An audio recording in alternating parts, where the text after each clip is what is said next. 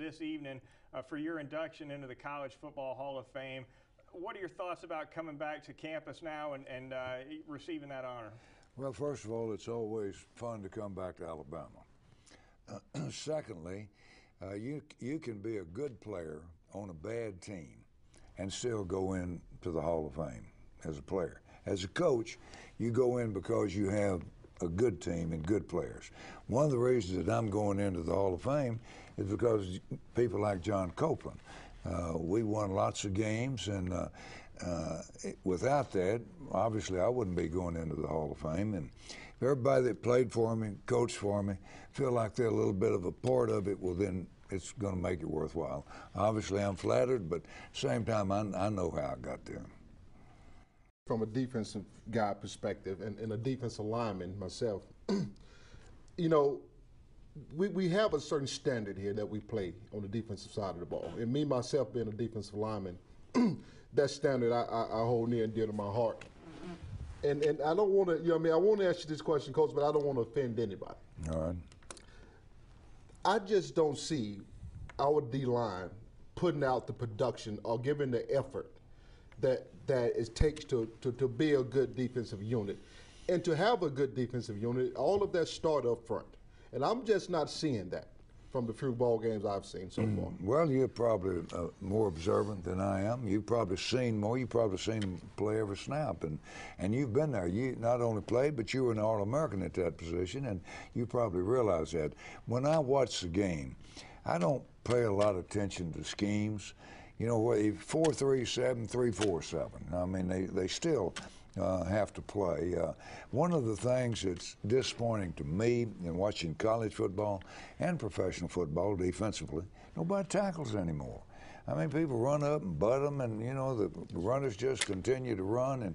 And I'm not necessarily saying Alabama, but I've seen people that played Alabama that in the game, I bet they missed 50 tackles. So, you know, somewhere along the line, you got to tackle somebody if you're going to play defense. Coach, what's the difference, the main difference that you see between when you were a head coach in the SEC, offense and defensively, and now? Well, the game's more wide open now. You know, nearly everybody's in the spread. One time or other, you got people spread out all over the field. You see a lot more offensive formations than when I was coaching. And now it seems like part of your offensive philosophy is to confuse people. You know, part of my offensive philosophy was knock them off the ball. I didn't try to fool a whole lot of people. I just wanted my players to play better than their players. And I never felt like you won a game with a scheme. There's nothing wrong with schemes. You won football games with football players making plays. And when the game's over, if your players have made more plays than they have, you're going to win the game most times. You think your scheme's better than theirs, you're just fooling yourself. Any football team, for that matter, trying to win another championship, because if you go through a game like that early, especially in league play, you need to face some adversity to see what kind of character that you have on your football team.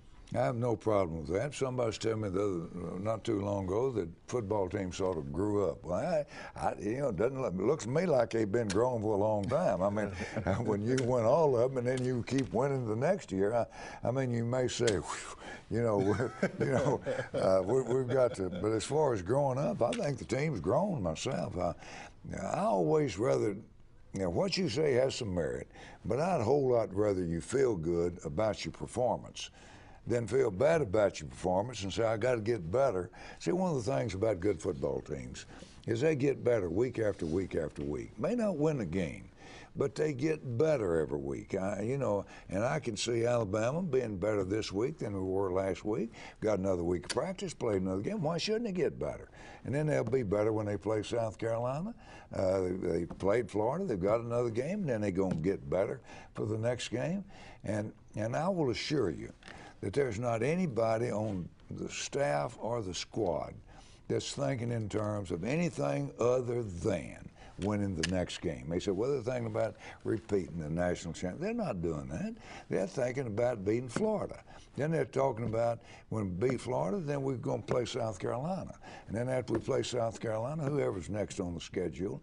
Now, after you won 9 or 10 games, you might let yourself think maybe national championship, but they're not thinking about that right now.